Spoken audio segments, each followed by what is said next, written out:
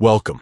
Today, I'll show you how to share Google Drive files with comment access only, using the latest steps for 2025. If you want someone to review your document, add comments, or make suggestions without giving them full editing power, this quick guide is for you. Let's get started. First, open the Google Drive app on your device. Browse to the file you want to share. This could be a document, spreadsheet, or even a presentation.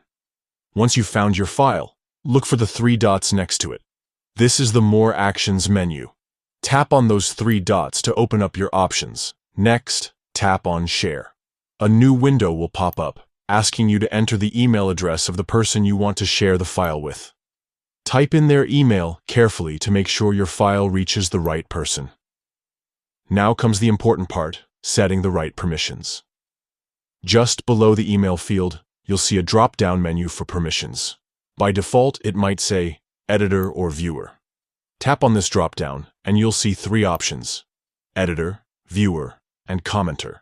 Select Commenter. This allows the person to view your file and leave comments or suggestions, but they won't be able to change the actual content of your document. Once you've chosen Commenter, you're almost done.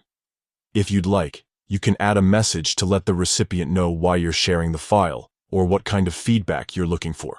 Finally, tap Send. Your file is now shared, and the recipient will get an email invitation with comment-only access. That's it.